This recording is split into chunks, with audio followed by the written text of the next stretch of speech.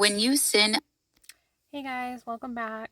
I actually made this video last night at like 1 a.m., but it didn't save. So here we are again. My goodness, it's frustrating when I am trying to stay consistent each day with uploading. But the app that I use to make these videos isn't always working properly. um, but I'm not super upset. It is what it is. It's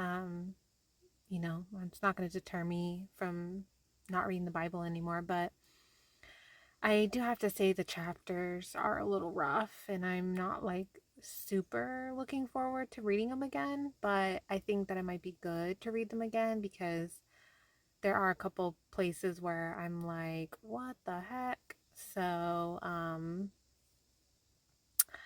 don't know, guys. If you have any help or any thoughts or anything that might help me with today's chapters, I mean, you'll see as we go. Let me know in the comments because yeah. All right, let's get started. Unintentionally, and do not obey all these commands that the Lord spoke to Moses, all that the Lord has commanded you through Moses, from the day the Lord issued the commands and onward throughout your generations. And if it was done unintentionally without the community's awareness, the entire community is to prepare one young bull for a burnt offering as a pleasing aroma to the Lord, with its grain offering and drink offering, according to the regulation, and one male goat as a sin offering. The priest will then make atonement for the entire Israelite community, so that they may be forgiven, for the sin was unintentional. They are to bring their offering, a food offering to the Lord, and their sin offering before the Lord for their unintentional sin. The entire Israelite community and the alien who resides among them will be forgiven, since it happened to all the people unintentionally. If one person sins unintentionally, he is to present a year-old female goat as a sin offering. The priest will then make atonement before the Lord on behalf of the person who acts in error, sinning unintentionally. And when he makes atonement for him, he will be forgiven. You are to have the same law for the person who acts in error, whether he is an Israelite or an alien who resides among you. But the person who acts defiantly, whether native or resident alien, blasphemes the Lord, that person is to be cut off from his people. He will certainly be cut off because he has despised the Lord's word and broken his command. His guilt remains on him. While the Israelites were in the wilderness, they found a man gathering wood on the Sabbath day. Those who found him gathering wood brought him to Moses, Aaron, and the entire community. They placed him in custody because it had not been decided what should be done to him. Then the Lord told Moses, "The man is to be put to death. The entire community is to stone him outside the camp." So the entire community brought him outside the camp and stoned him to death, as the Lord had commanded Moses.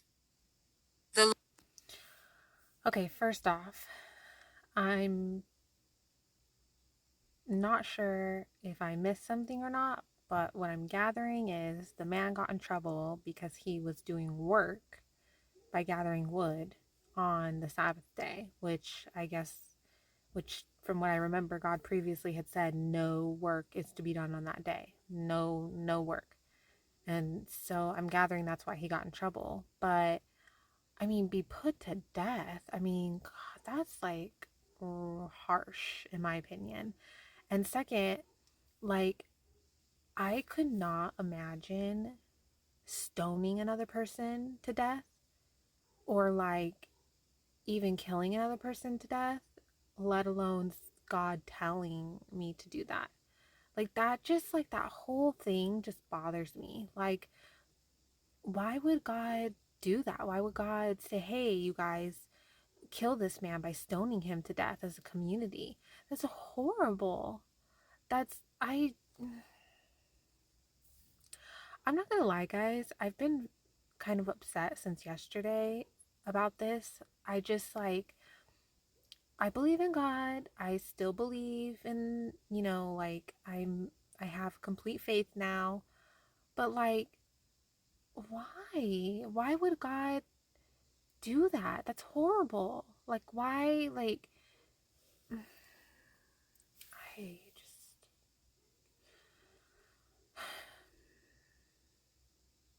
Lord said to Moses, "Speak to the Israelites and tell them that throughout their generations they are to make tassels for the corners of their garments, and put a blue cord on the tassel at each corner. These will serve as tassels for you to look at, so that you may remember all the Lord's commands and obey them, and not prostitute yourselves by following your own heart and your own eyes. This way you will remember and obey all my commands, and be holy to your God. I am the Lord your God, who brought you out of the land of Egypt to be your God. I am the Lord your God." Now Korah, son of Izhar, son of Kohath, son of Levi, with Dathan and Abiram, sons of Eliab, and On, son of Peleth, sons of Reuben, took 250 prominent Israelite men who were leaders of the community and representatives in the assembly, and they rebelled against Moses. They came together against Moses and Aaron and told them, "You have gone too far. Everyone in the entire community is holy, and the Lord is among them. Why then do you exalt yourselves above the Lord's assembly?" When Moses heard this, he fell face down. Then he said to Korah and all his followers, "Tomorrow morning the Lord will reveal who belongs to him, who is set apart, and the one he will let come near him. He will let the one he chooses come near him. Korah, you and all your followers are to do this. Take fire pans, and tomorrow place fire in them and put incense on them before the Lord. Then the man the Lord chooses will be the one who is set apart. It is you Levites who have gone too far."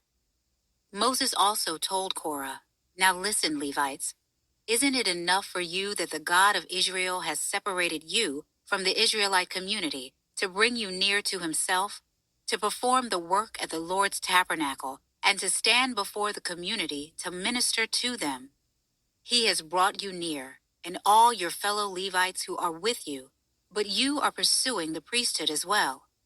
Therefore, it is you and all your followers who have conspired against the Lord.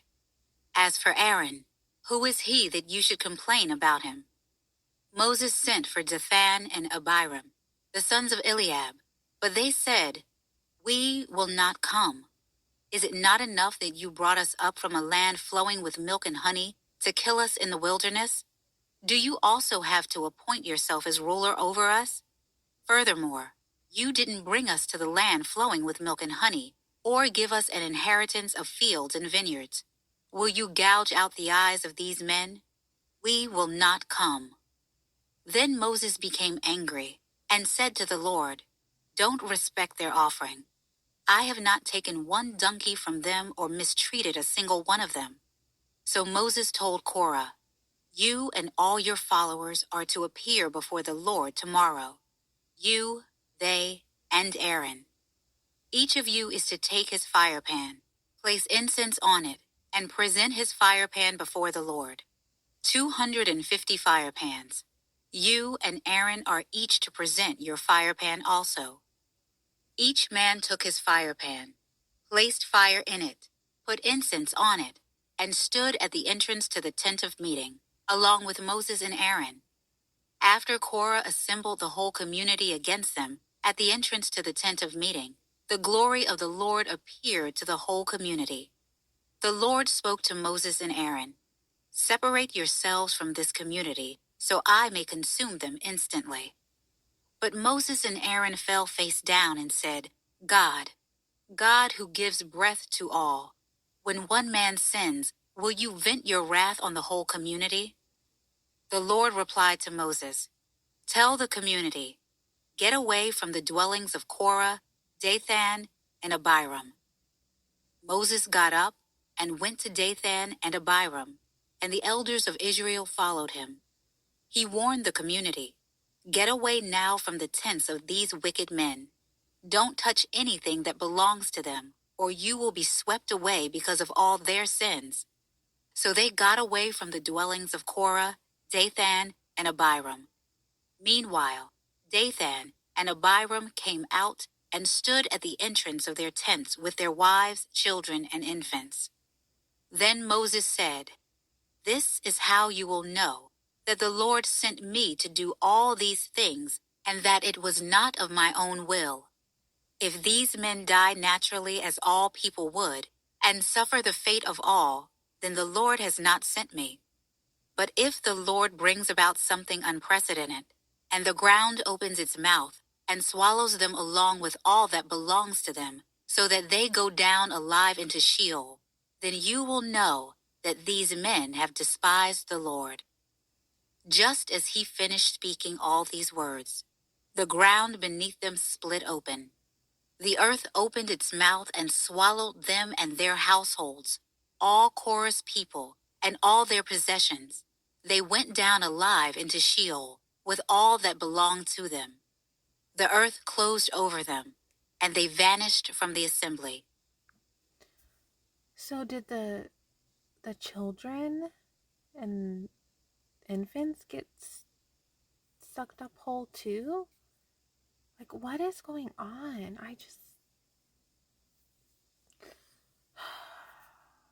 Guys,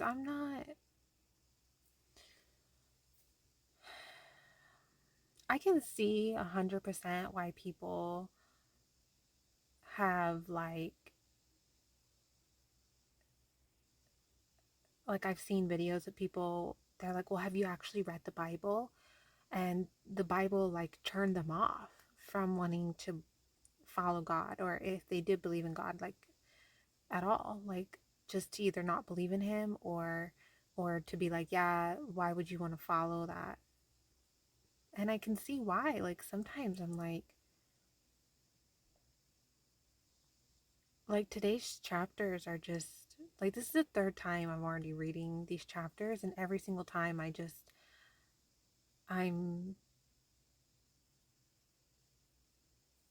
don't know. I'm struggling.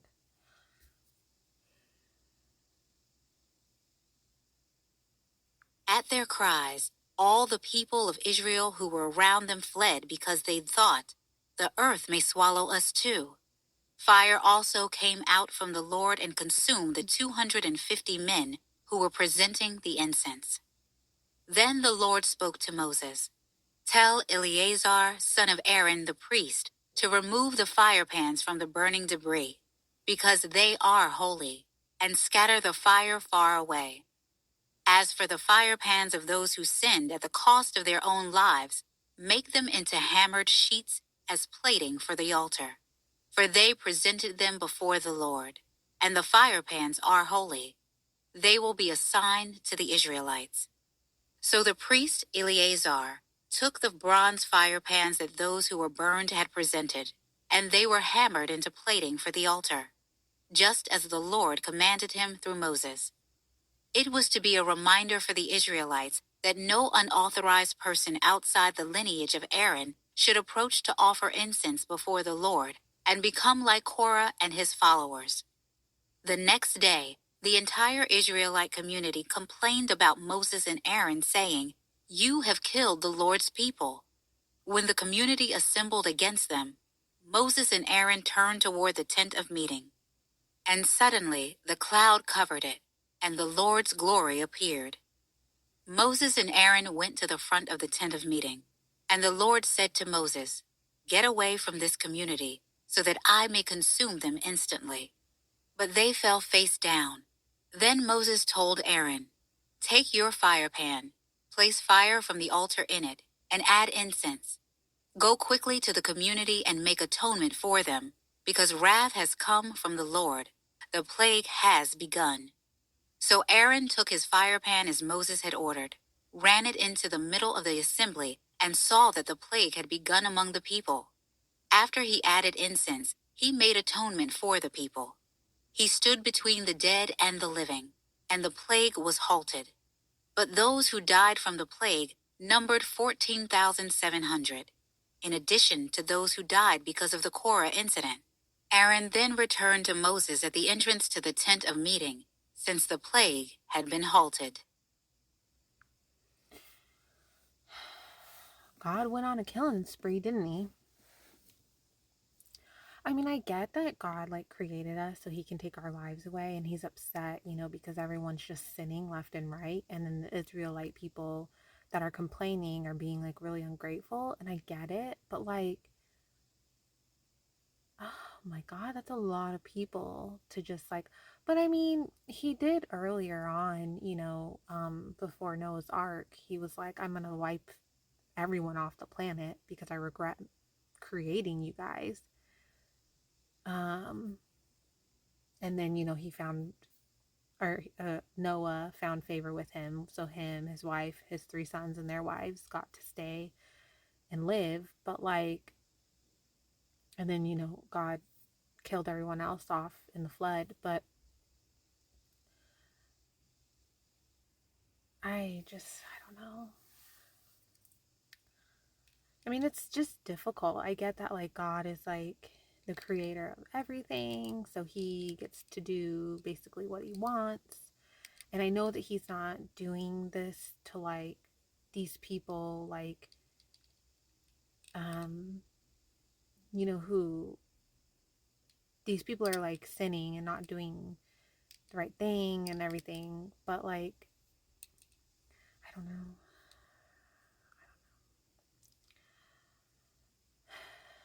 I prayed yesterday too, and I asked God to like help me understand him more, understand what's going on more in these chapters, because it's like hard. It's like it makes you wonder like how many plagues in history were God's doing as punishment, you know? Like, I mean, I know that there's a lot of things that happen as a consequence of us humans sinning. But then it also makes me wonder, based off of what was just said about the plague and how many people it killed, it makes me wonder, like, how many of the plagues and, like, viruses and things like that, even the most recent one, COVID, like, was that God's way of punishing us? I don't know. Like,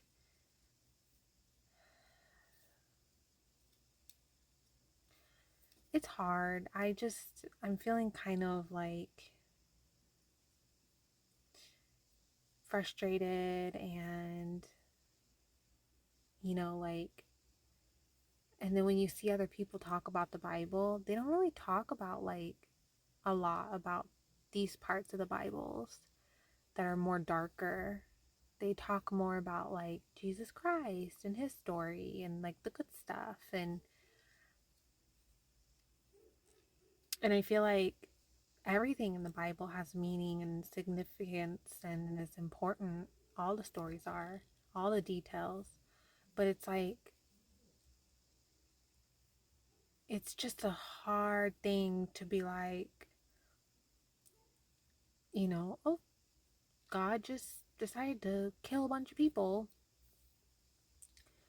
And especially like if God wants to go and, feels like certain people need to die and he needs to, punish them, okay. But like, why would he ask an entire community to stone someone to death because they were getting wood? Like that, like, to me is just barbaric. I just can't even fathom that. Man.